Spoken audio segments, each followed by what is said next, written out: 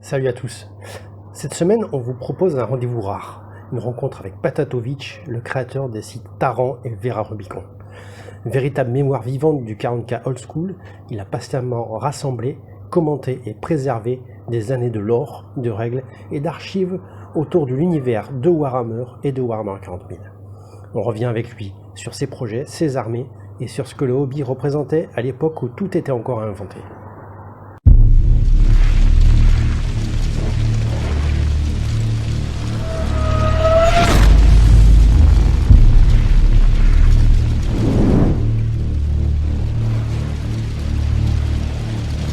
Quels sont tes premiers contacts avec l'univers de Rock Trader et de début de 40K? Alors, premier contact, c'est 1991. En fait, je suis fort jeune et je viens de sortir du film Terminator 2, qui était sorti en France. Et Ouais. puis, juste après, avec des copains, on était quasiment une de mes premières sorties ciné tout seul. Et puis, au sortir de ce film-là, on va dans une boutique un peu mystérieuse où il y a des vieux barbus là ils font un peu peur autour de leur comptoir et autour de leur table. Il y a des vitrines avec des figurines. Waouh, gros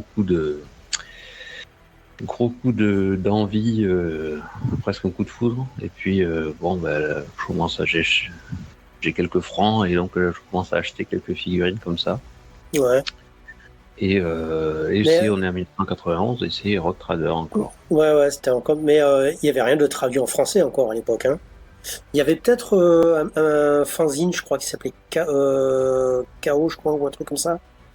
Je sais plus. Ouais. Il y avait Ouais, un. alors que j'ai découvert bien plus tard, hein, en fait, Ouais. faut voir que là où j'étais en région, on avait l'accès aux figurines, enfin même au supplément, en fait, aux règles, en fait, l'accès au hobby était quand même très très difficile. D'accord. Faut voir, même à l'époque, ça coûtait cher hein, pour un ado avec un peu d'argent de poche. C'était acheter des figurines, c'était quand même quelque chose d'assez onéreux. Et Ben, ouais. franchement, comparé à aujourd'hui, ça passait encore, hein. Moi, je me rappelle Ah, d'une. ça dépend de l'argent que tu as dans la poche, hein. Même Moi, s'il faut sortir 30 francs, quand tu en as 40, ça fait un peu cher. C'est moi, sûr, mais vas-y. je me rappelle d'une époque où on achetait les 3 rhinos à 50 francs, quoi. La boîte de 3 rhinos. Ouais, 50 francs, ça faisait. Ça fait. Ça paraît vraiment bizarre aujourd'hui, quoi. ouais, c'est sûr. Mais je pense que je suis arrivé en 91, on commençait, enfin, Game Workshop. Alors déjà, il fallait trouver les boîtes de 3 Rhino parce que là où j'étais, c'était une petite boutique, c'était surtout du jeu de rôle. Oui. Bon, il y avait une vitrine de figurines vendues à la pièce, hein, comme peut-être Mmh. tu as dû connaître. Du coup, ils les faisaient les blisters et les mettaient dans la vitrine. Mais ça, du coup, alors mes premières figurines c'était Zelda. Ouais, Donc ouais, c'était, c'était des Zelda, ouais. tout à fait On en reparlera tout à l'heure, hein. d'accord. Et puis voilà, donc après, j'étais avec ces potes-là, ils m'ont pas amené là par hasard, hein, et eux-mêmes étaient à peu près dans le même état que moi. Alors ils n'avaient pas tous acheté leurs premières figurines à ce moment-là, mais voilà que les gens, ces copains-là, du coup, ils m'ont entraîné, hein. C'est plutôt eux avaient un peu commencé, et puis ils m'ont entraîné dans Warhammer 40 000. Alors, D'accord. 91, voilà, Rock Trader, tout en anglais effectivement. Les fanzines, alors, je les ai connus que bien plus tard. On les connaissait pas. En gros, on avait le Rock Trader, le compendium et la compilation. C'est à peu Ouais. près tout ce qu'on avait comme ressources, hein. Il y avait peut-être une fois par hasard un petit article dans un casus ou quoi, peut-être. Ben ouais, mais Moi, enfin, je me rappelle que Croc avait sorti quelques scénarios dans des casus. tout à fait. Je les ai retrouvés après, Ouais. mais à l'époque, je les connaissais pas. Je lisais pas Cassius Mhm. encore. J'avais 12 ans, 12-13 ans. Donc, c'était vraiment le premier contact avec le hobby à ce moment-là. Mais même avant de monter ma première armée, ça a été un petit peu long. Il a fallu plusieurs Noëls et plusieurs anniversaires pour que j'ai Ouais, je comprends, ouais. de quoi jouer. Euh, Par rapport au lore, qu'est-ce qui t'attire particulièrement dans les premières éditions, surtout? Alors, bah, voilà, comme j'ai expliqué un peu de 40 000, bah, mes copains jouaient vraiment 40 000, donc c'était ça. Je sortais de Terminator 2, bon, bah, j'allais pas acheter du Battle, hein, ça c'est clair. Ouais. Il fallait des robots, il fallait des pistolets laser, il fallait des trucs comme ça. Ouais. Alors, à l'époque, le lore, j'avoue que ça me passait largement au-dessus. Hein. Ouais, je Déjà, comprends. Ouais. c'était en anglais, donc puis que les rien, déjà, même jouer avec les règles, c'était devenu, je veux dire, c'était une très grosse approximation. Les rares parties que j'ai faites à l'époque, c'était, voilà. Bah, enfin, c'était, bon, je jouais quoi, voilà. On jetait des dés, et puis parfois il y a des figurines qui volaient, mais bon, j'ai jamais trop compris comment ça marchait à l'époque. Après, c'est là où j'ai vraiment découvert, je suis vraiment rentré dans le hobby. En vrai, c'est la sortie de la boîte de base V2. Ouais, avec la V2. Là, là, on est en 92. Alors là, enfin, on a un produit qui est un peu marketé, donc on a 2 armées prêtes à jouer, un livre de règles complet en français, des listes d'armées dispo. Des codex enfin, après, voilà. Voilà. Et après, bon, on arrive là, j'achète le premier White Dwarf en français. Les pages sont collées tellement j'ai bavé dessus. Maintenant. Mais voilà, c'est un peu. Et puis c'est à ce moment-là, je peux découvrir un peu ce à quoi je m'intéressais. Ok. Alors, comment t'es venu l'idée de faire un site internet consacré au fluff en fait? Alors, l'idée est venue. D'abord, il a fallu qu'il y ait Internet qui arrive. Parce que, Ah bah oui, j'imagine bien, ouais, c'est sûr. Ouais. Parce qu'au départ, c'était l'époque épique, même les photocopies, c'était compliqué. Mais voilà, donc quand la V2 arrive, moi je commence à m'intéresser au fluff, j'ai mon armée d'Eldar qui est à peu près jouable. Et puis je vais monter ma deuxième armée, qui est l'armée de la garde impériale. Et là, je commence à avoir envie de créer ma propre planète. Ouais. Voilà, donc, alors au départ, c'est Tarabulus, en fait, bon, dans le désert de Libye. J'ai pris une carte et j'avais mis le doigt dessus. Je dis, ah ouais, c'est chouette ça. Du coup, bon, enfin bref. Donc ensuite, j'ai changé d'idée, puis je me suis dit, Taran, c'est pas mal, c'est plus court. Hein, pour l'écrire sur les tanks, c'est quand même plus simple. Et sur les bannières. Et je commençais à dessiner une carte et puis à écrire quelques trucs autour d'imaginer le monde que je m'étais choisi. Et puis à un moment donné, je commence à avoir un peu de contenu et puis Internet est arrivé et puis je me dis ça serait quand même vachement chouette si le monde entier connaissait que j'ai développé autour de mon armée de la garde impériale. Et en fait, je me suis rendu compte. Là, on est fin 2000, hein, donc on a fait un saut dans le temps. Ouais, grave. Hein. Faut que ça se fait quand même. Moi, j'ai eu Internet en 1999, donc 91, 90, ça fait 8 ans quand même. Ouais, 8 ans, ouais. Donc j'ai commencé que je devais être au lycée, quelque chose comme ça, que j'ai commencé à écrire des trucs autour de mon monde. Et puis, il me semblait que finalement, c'était pas suffisant pour expliquer qu'il y avait le monde, et puis, mais j'avais sous la main tout pour expliquer l'univers. Je me suis dit, si les gens ils tombent sur mon site, ils vont rien comprendre. Il faut que j'explique autre chose, des choses autour. Ah ouais. Et puis après, voilà, ça fait boule de neige après, voilà, ouais. De fil en aiguille, j'ai expliqué l'univers de Warhammer 40 000, etc. Et rapidement, j'ai été rejoint, en fait. Taran et le Rubicon, c'est pas une œuvre individuelle, en fait. Hein, c'est vraiment. Certes, je suis le fondateur, certes, je suis l'animateur en chef des travaux, etc. Mais en fait, rapidement, il y a dès 2002, en fait, j'ai regardé. Il y a quelques personnes qui me rejoignent, des gens qui ont du temps un peu, et puis qui sont prêts à. Alors, il y a plusieurs choses, parce que, comme je disais, les ouvrages, faut les trouver à l'époque. Hein. Même et donc on commence à compiler, à les chercher. Certains veulent bien les scanner parce qu'il faut d'abord compiler tous ces ouvrages. Donc, pour beaucoup, je connaissais pas. Hein. Et puis après, l'avantage de la V2 soit du français. Et il faut tout taper avec ses petits doigts parce que les scanners avec OCR, ça glisse pas trop encore. Et donc, il faut d'abord, au départ, c'est taper avec ses petits doigts le Codex Imperialis et puis le mettre en ligne, etc. Et puis après, on va plus loin, on regarde ce qui se fait sur le web anglais. Ça a l'air sympa, mais sauf qu'on ne sait pas d'où ça sort. Alors, on commence à chercher les bouquins. Ensuite, on tombe sur Statue Darkness, des choses comme ça. Et puis, de fil en aiguille, on traduit. Voilà, il y a un travail quand même aussi de vérification des sources, en fait. Donc... Alors, au départ, pas trop, parce qu'au départ, c'est évident. En fait, tout vient de la vie du codex, etc. Après, et puis, après, d'abord avec peu de rigueur, mais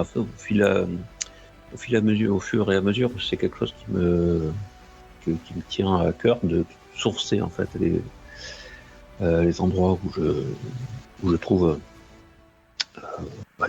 où j'écris un article. Et puis c'est assez simple sur Warhammer 40 000, le nombre de sources à l'époque est assez limité. On a la V1 une fois qu'on a accumulé. Les White Dwarf, une fois qu'on les a regroupés, enfin, c'est des travaux de plusieurs années, hein, de retrouver tous les White Dwarf, etc., de les compiler, etc. Et puis, je vous en étais donc sur le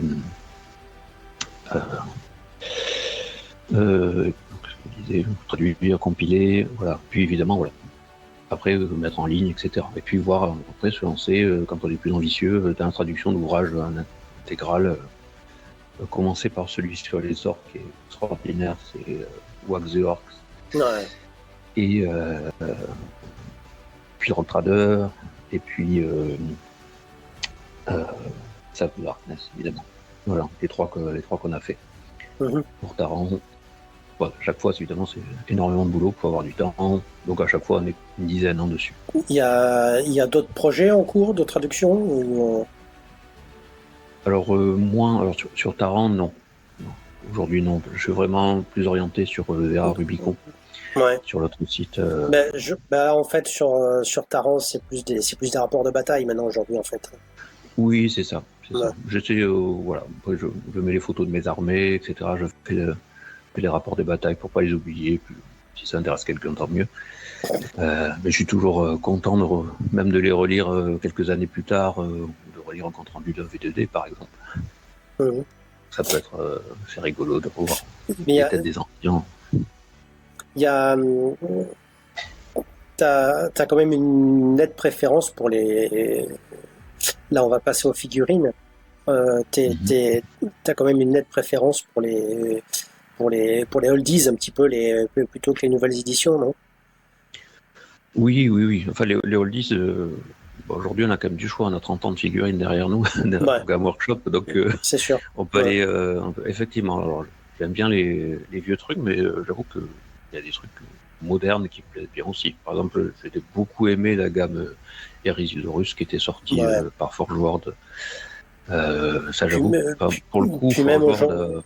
Voilà. Et puis même aujourd'hui, les boîtes de base là qui font pour le jeu, donc de l'Hérésidorus qui sortent Games Workshop, c'est vrai que les figurines en plastique donnent vraiment envie. Même au niveau des règles, on voit qu'il y a un effort de la part de Games Workshop pour essayer d'attirer un peu les nostalgiques vers eux. Ils ont ressorti The Old World, ils ont ressorti les Hérésidorus qui fait un petit peu une sorte, au niveau des règles, une sorte de rétro-pédalage. Ils ont ressorti après Légion Imperialis, en fait, qui fait un peu penser à Epic. Donc c'est vrai qu'il y a une sorte de retour un petit peu en arrière et qui fait bien plaisir en fait pour les nostalgiques comme nous en fait. Oui.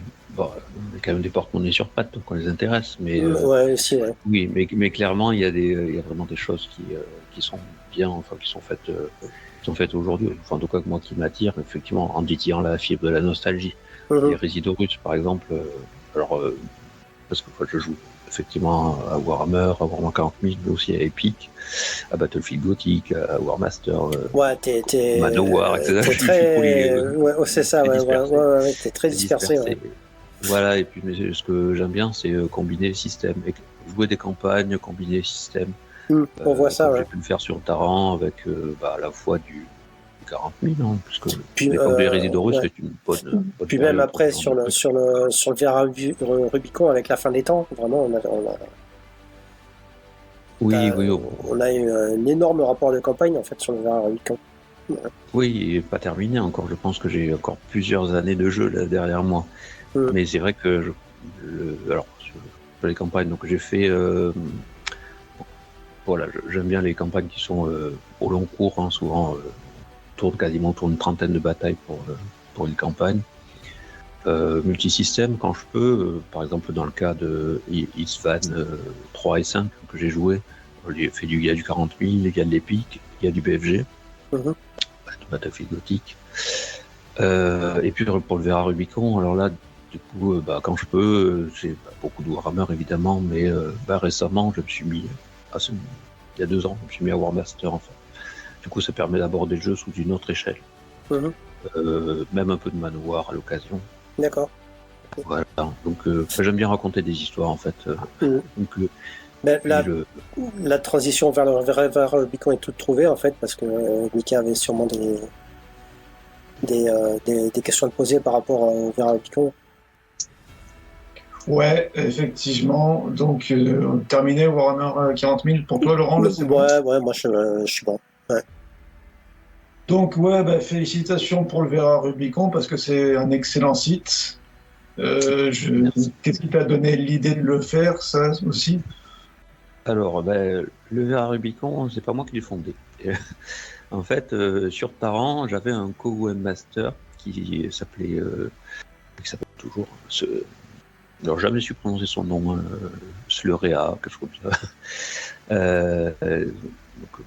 Et donc, en fait, c'est un gars, j'ai jamais su s'il dormait vraiment. Mais alors, je l'ai rencontré une fois, je sais vraiment que c'est un humain, c'est pas une intelligence artificielle. Ouais. Donc, voilà, donc, comme je dis, il est devenu co-webmaster dès 2002 de Taran. Il m'a envoyé tellement de trucs, au bout d'un moment, j'ai dit, écoute, fais-toi plaisir, mais direct en ligne.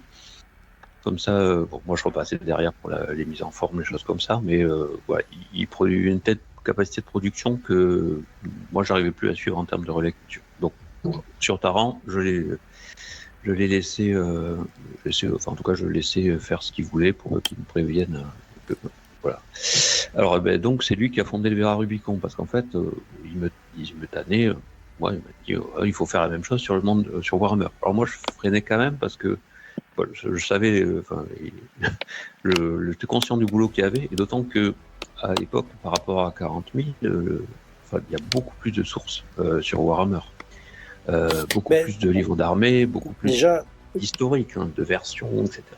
déjà, le jeu est plus vieux, déjà. Oui, Parce c'est que ça. Warhammer 40 000 est arrivé après. Hein.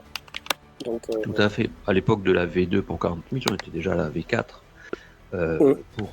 pour Warhammer. Donc, Et ouais, justement, sur le Vera Rubicon, quand tu parles de toutes les versions de Warhammer, de Battle, celle que tu as particulièrement développée, c'est la V3. oui, après c'est une version mythique en fait pour les joueurs parce que en fait elle est déjà elle est très détaillée. Elle permet une immersion, je trouve. Enfin, ça a été développé de telle sorte qu'en quelques bouquins, on voit énormément à la fois du background et à la fois des possibilités, toutes les possibilités des règles. On a des sièges, un bouquin qui s'appelle Siège qui est très détaillé. Et il y a aussi ce pont entre la V3 et la V1 V3 de Warhammer Battle et la V1 Rogue Trader de Warhammer 40 000. Et le JDR aussi, la première édition du JDR. Et effectivement, la première édition du JDR, parce que aussi j'ai pratiqué aussi assidûment à un moment donné. Donc voilà, alors la V3 effectivement particulièrement, parce que, voilà, comme j'ai dit, mythique, etc. Effectivement, en 5 bouquins, on a tout. Et loin des sorties à rallonge d'aujourd'hui, le livre d'armée, c'est un concept qui est arrivé après. Le livre d'armée Codex, pour voir son pendant 40 000. Et voilà, donc là, effectivement, on a traduit le bouquin de règles de la V3 de Warhammer. pense que c'est vraiment, c'était un long et dur travail. Mais bon, on avait déjà de l'expérience, puisqu'on avait déjà traduit 3 autres bouquins avant. Et puis, c'est encore une version que je pratique personnellement, et que je connais quelques personnes qui jouent. On a essayé, Laurent, plusieurs fois d'ailleurs. Oui, après, moi je considère la V3 plus comme comment dire, comme une boîte à outils en fait pour le MJ en fait, parce que et puis même par rapport au format, c'était un format qui favorisait davantage l'escarmouche plutôt que des grosses parties. Par exemple, je vois dans le Warhammer Armies, il y a quelques petits exemples d'armées et on voit qu'ils sont tous en fait tablés sur la limite de 3000 points. Mais 3000 points en V3, ça commence à ça commence à avoir des règles à gérer quand même, pas mal de règles à gérer. Oui, alors je suis pas tout à fait d'accord avec toi. Je pense que en fait, si on regarde le prix en points d'un humain, en fait, il a quasiment pas bougé d'une édition à l'autre, en fait, ou d'une troupe de base, en fait. Donc tu prends une armée de 3000 points, Empire par exemple, tu as à peu près le même nombre de figurines que tu joues en V2, en V3, en V4, en V5, en V6, etc. Alors ça baisse un peu peut-être pour la V8 après. Et puis même The World War, c'est quasiment la même chose. Alors là, je te rejoins complètement, par contre, sur le côté boîte à outils. Il faut voir que quand on commence à bien connaître les versions de Warhammer, on se rend compte qu'en fait, on peut prendre des briques, des phases, en fait, typiquement phase de mouvement, phase de tir, phase de corps à corps. Et s'il y en a une qui nous plaît, par exemple, je sais pas, j'aime beaucoup la phase de magie, je sais pas, V8 ou V3 par exemple. J'aime beaucoup le corps à corps V8, voilà. Et en fait, on peut mixer assez facilement, je sais pas, la phase de mouvement V3 parce que plus détaillée, par exemple. On peut jouer la magie, je sais pas, V5 par exemple, si on a envie, et puis prendre la phase de tir d'une autre édition. Ouais, se faire sa propre version à soi de Warhammer, en fait. Voilà. Finalement, je joue en V3, j'ai fait une partie pas plus tard que samedi dernier. En fait, on a utilisé quelques notions, c'est la V3, mais on a utilisé quelques notions de la V8 pour fluidifier les corps à corps, par exemple. Des choses comme ça. J'ai vu que tu avais essayé aussi The Old World. Tout à fait. J'ai un adversaire. Alors en fait, je m'adapte à mes adversaires. Autant Warhammer 40 000, je suis resté bloqué sur la V2, parce que j'ai pas réussi à passer à la V3. Et puis bon, j'ai toujours trouvé des joueurs en V2, donc ça m'a bien arrangé. Mais pour à Warhammer, à un moment donné, j'étais en club, donc le club pratiquait la V7. Ça m'a fait... je m'y suis mis, hein. Je me suis fait violence, mais je m'y suis mis. Mais dans ce club, il y avait des vieux joueurs qui étaient nostalgiques de la V3, et donc allez, on va faire des parties en V3. Le club est passé en V8, je suis passé en V8. Et j'ai beaucoup aimé la V8, hein. J'aime beaucoup, c'est une version que je trouve justement, il y a un truc qui est intéressant dans ce que tu as fait, c'est que on voit que tu es un amoureux de la V3, et notamment des races qui étaient présentes à cette époque, et que tu as fait des listes d'armées pour les versions ultérieures. Je pense notamment aux Slann, aux Norse et aux Amazones. C'est des races qui te plaisent, ça. Tout à fait. Oui, il faut voir que les Amazones, dès la V3, ils n'ont pas de liste d'armée. Donc, j'ai une liste, les Amazones n'existent qu'en V2. Donc, j'ai même fait une liste d'armée V3 pour les Amazones. Oui, effectivement. Voilà. Donc, je suis. J'aime beaucoup. En fait, ce qui me guide, en tout cas, ce qui m'a guidé dans ma découverte de Warhammer, plus qu'encore qu'à 40 000, c'est la découverte des nombreux scénarios, des nombreuses campagnes qui sont sorties au fil du temps. Parce que l'avantage, la différence, quand j'ai découvert Warhammer 40 000, je savais quasiment rien.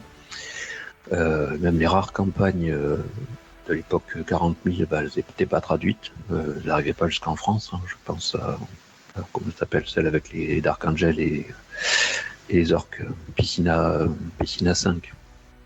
Et donc, par contre, comme j'avais déjà sacrée bibliothèque numérique, quand je suis arrivé en 2010 avec le Vera Rubicon, j'ai joué en V4, hein, mais ça compte pas, je veux dire.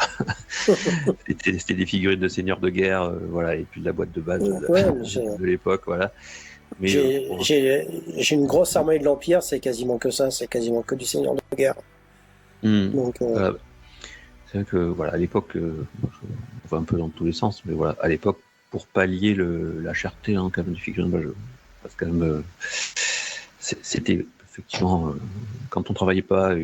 Voilà, à partir du moment où j'ai travaillé, j'ai pu consacrer une partie de mes revenus au hobby et donc curieusement aussi dépenser plus d'argent à accumuler plus de figurines, accumuler des milliers de figurines et voilà, et aussi développer des armées dans des temps qui se comptaient plus en années mais en mois. J'ai vu ça justement, tu en as un paquet de figurines. Oui, sais même pas comment... Ouais, mais on voit les vitrines derrière. Oui, tout à fait, ouais. Et tout rentre pas, hein. J'ai 4 vitrines, mais tout rentre pas dans les 4 vitrines. Dans les armées que tu as, et tu montes des belles photos, justement, celles qui m'ont tapé dans l'œil, bon, c'est les Amazones, parce que tu as différentes provenances, sont très très belles, et aussi les hobgoblins. Oui. Ça, tu as trouvé des raretés, des vieux trucs de chez Amazon, de Trish Morrison, je crois. Oui, Morrison. C'est une création récente, les hobgoblins. C'est un peu comme ce que je disais, donc c'est un scénario qui me guide. Le scénario va me donner envie de faire une armée. Par exemple, les Amazones, c'est le temple de Rig, que vous invite à découvrir si vous ne connaissez pas, qui est vraiment un scénario original, Norse Amazon, donc, de la deuxième édition de Warhammer. Et qu'est-ce qui m'a guidé pour les hobgoblins? C'est un scénario obscur que je n'ai pas encore joué, hein. J'ai monté l'armée, mais j'ai un projet encore. C'est juste un scénario qui fait s'affronter des Dolgarons, donc qui sont devenus plus tard, en fait, qui sont plutôt des Novades des steppes à l'époque de ce scénario-là, avant de devenir une tribu sous la coupe du chaos, et des hobgoblins. Donc voilà, donc une embuscade, je crois que c'est le caravane de hobgoblin qui se fait embusquer par des Dolgarons. Je jouerai un jour ce scénario et je ferai sûrement un rapport de bataille. Et donc je me suis dit, il me faut quelques figurines. Alors voilà, après il faut regarder tous les sites de vente d'occasion pour arriver à dénicher quelques titres, des raretés à des prix pas trop élevés. Mais ça, c'est un gros problème qu'on retrouve aujourd'hui. Il y a une spéculation, il y en a qui profitent un petit peu de la nostalgie des gens. Moi, je vois par exemple sur eBay ou même sur le Bon Coin. Enfin, je sais pas si, voilà, pour citer quelques marques. Il y a des, c'est la folie des fois. Hein, comme certains arrivent à faire grimper les prix parce qu'il y en a qui achètent en fait. Donc du coup, c'est vrai que. Eh ben oui, parfois quand il me faut une figurine aussi, je suis prêt à mettre un prix certain. Mais comme ça, il y a une figurine, bref, je ne ferai pas d'exemple, mais il peut m'arriver de mettre un certain prix sur une figurine que je veux vraiment, qui me semble absolument indispensable pour compléter ma collection. Parce que j'ai le côté collectionneur aussi, même si je suis un grand, j'ai beaucoup joué, j'aimerais encore plus jouer si je pouvais, mais aussi j'ai un côté de collection. Et c'est quoi, dans toutes tes races que tu as, là, une de tes figurines préférées ou ta préférée au niveau de la sculpture? T'en as une vraiment chérie? Non, je les aime toutes. En fait, ce que j'aime souvent, c'est pas une figurine, ça peut être une armée. En fait, j'adore la sensation de finir une armée en termes de modélisme, d'avoir fini. Ça y est, l'armée elle est finie. Les hobgoblins, donc j'ai fait il y a. Je crois que je les ai terminés l'année dernière. Je l'ai monté. Alors j'ai dû accumuler des figurines pendant 4-5 ans, quelque chose comme ça. Et puis à un moment donné, j'ai dit l'année assez pour tout faire. Voilà, sauf qu'il manquait des archers, donc voilà, il fallait trouver des archers. Et puis voilà, à un moment donné, je me suis dit, je l'ai fait. Alors je suis pas spécialement amoureux ni d'un sculpteur particulier ou d'une armée particulière ou d'une figurine particulière, mais c'est vrai que j'aime beaucoup l'effet d'ensemble en fait. Sur une armée peinte sur une table, je suis pas un peintre extraordinaire, mais Même quand voilà, ça me fait toujours quelque chose de voir une belle armée peinte sur une table. Ouais. Voilà. Après, on a toujours nos petites, nos petits sculpteurs un petit peu favoris. Enfin, moi, je suis un grand fan de Kev Adams. Toi, Mika, t'es plus un grand fan de Jess Goodwin. Donc, c'est plus, on est plus dans les. C'est vrai qu'une armée que j'ai beaucoup aimé monter, c'est les orques à Warhammer 40 000. Ah ouais. Là, j'ai une grosse armée orque. Je sais plus combien. Je sais pas si je le dis combien j'ai de points. Je dois avoir 6 000 ou 7 000. Peut-être quelque chose, 6 000 ou 7 000 points. Là, j'ai fait aussi la collection des orques de l'époque. Alors, c'est une des rares armées qui sont encore sur socle vert. Un jour, je le referai en socle marron-gris, là, comme je fais d'habitude. Moi, j'ai énormément de mal à me passer d'un socle vert, moi. Mais je leur ai fait toutes des petites bannières. Donc, j'ai passé beaucoup de temps. C'est vrai que c'est une armée que j'ai beaucoup aimé monter. C'est une armée que j'aime beaucoup jouer aussi, à Warhammer 40 000 en V2. Voilà, après, dire est-ce que une figurine en particulier me botte ou un sculpteur. Enfin, moi, je suis pas. Je trouve qu'il y a des choses qui sortent aujourd'hui et qui sont absolument extraordinaires. Après, je suis pas fan. J'adhère pas à Age of Sigmar, par exemple. Ah ouais, c'est vrai. Mais c'est un autre univers déjà. On n'est plus voilà. On n'est plus dans le vieux monde, hein, donc. Oui, tout à fait. Effectivement.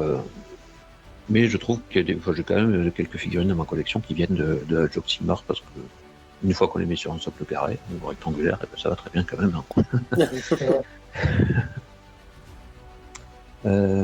Voilà, The Old World, qu'est-ce que tu dis ? Oui, je joue un petit peu. Alors, il y a des choses que je trouve bien et dommage un petit peu sur The Old World. Ils auraient pu sortir la version ultime, hein, vu le temps qu'ils ont mis à concevoir la version. Mais il y a des bonnes choses. Hein, la phase de mouvement, je la trouve sympa. La phase de corps à corps, je m'étais tellement bien fait au fait qu'on frappe sur 2 rangs et qu'on enlève les pertes par l'avant en V8 que je l'applique à toutes les versions. Oui. Si mon adversaire est d'accord, j'ai vraiment du mal à retirer les pertes à l'arrière et puis me dire que ma phase de corps à corps n'a fait que 1 ou 2 morts. J'aime bien retirer les figurines par paquet, ça fait plaisir. La phase de magie, ils ont fait quelque chose de super compliqué, alors on a 3 phases de magie. Pourquoi ? Je trouve pas qu'il y ait un intérêt fou. On se retrouve avec beaucoup des choses qui sont à la fois trop compliquées. Finalement, on a un souci du détail qu'on trouve même pas en V3, pour dire. Et puis d'autres choses qui sont vraiment simplifiées. Par exemple, le fait qu'on ne puisse pas cibler un personnage sur un monstre, même en V8, on peut cibler un personnage sur un monstre. Pourquoi est-ce qu'ils ont en fin de V8, dans les suppléments, la fin des temps, on voit déjà qu'ils créent des profils cumulés sur les monstres montés. Mais pourquoi est-ce qu'ils ont pris cette idée-là alors que c'est si gratifiant de tuer le général de l'adversaire qui est sur son dragon. Ouais.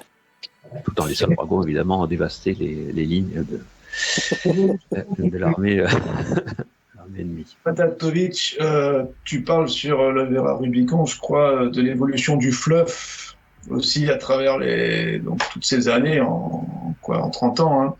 Tu déplores un petit peu le tournant que ça a pris au niveau du fluff ou comment tu vois ça ? Alors, plutôt Warhammer ou plutôt Warhammer 40 000 ? Battle, ouais.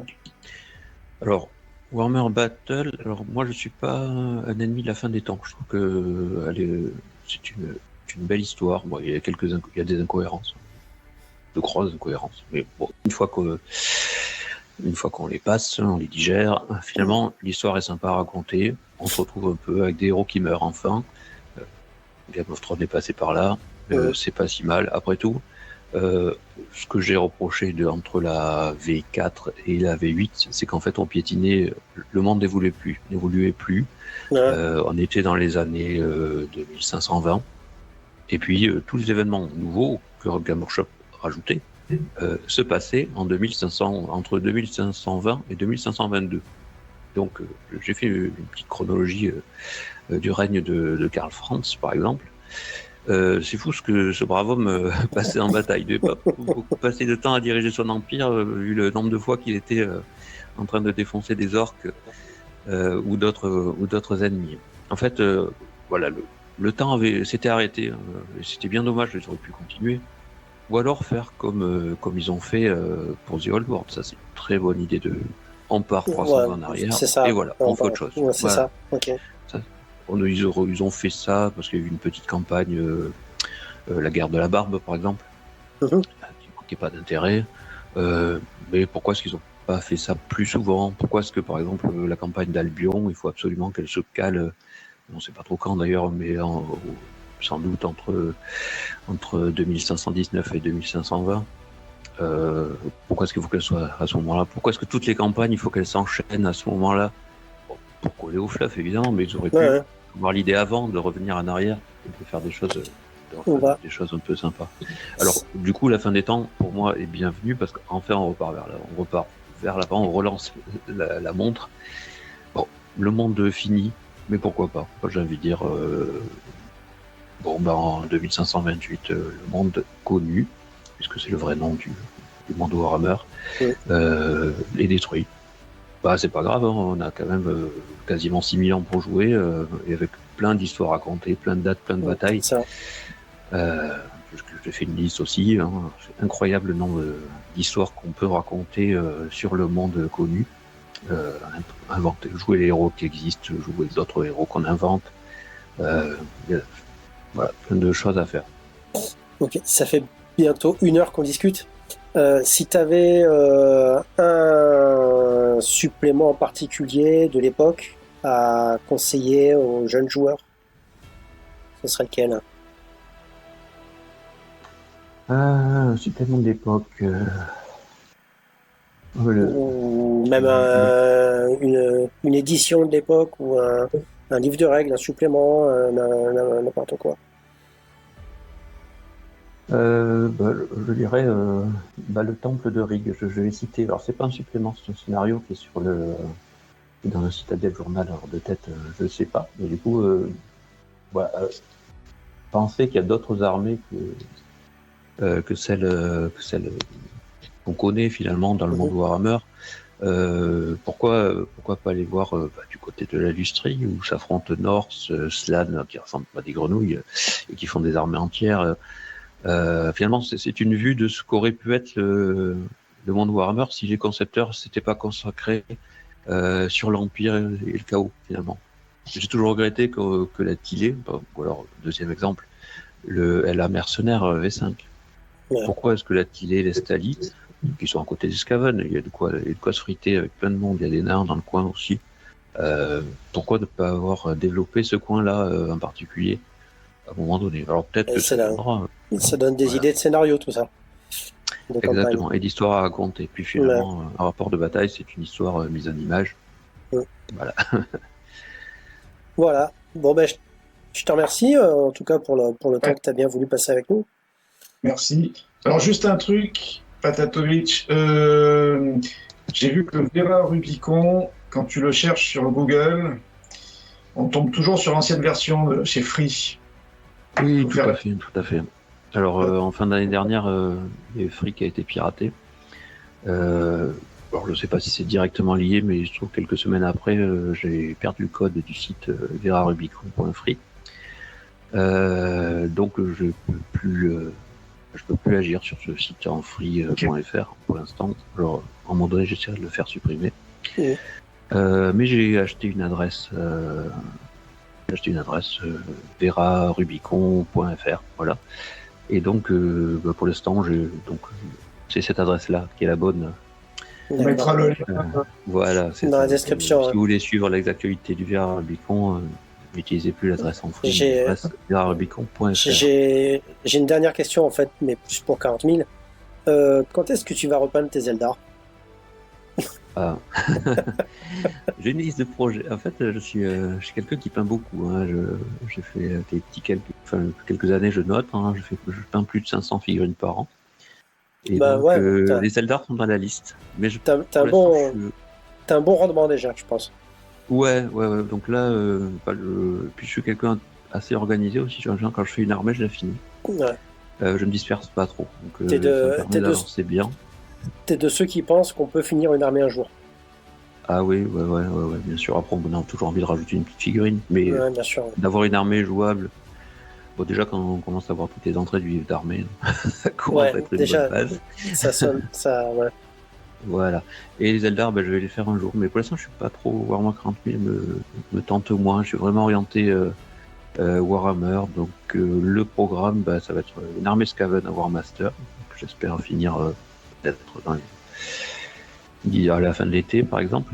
Et puis pour Warhammer, le Roi des Tombes, et puis Homme Lézard après. Puis les Gobelins aussi à faire. Ceux-là, ils passeront avant parce qu'ils sont trop sympas à peindre. Ok. Bon, ben, je te remercie. Et puis, Ouais, merci. peut-être, je sais pas, peut-être si un jour un V2 Day revient dans le sud, pourquoi pas. Ce sera peut-être l'occasion de se revoir. Enfin, Ouais. voilà. Ok. Et, Au revoir. Et puis, allez, et puis, bon courage pour le travail de montage. Et c'est ça. Bonne continuation, bon jeu. Et voilà. Merci. Allez, ciao. Ouais, Au ciao. revoir, bon jeu. Ciao.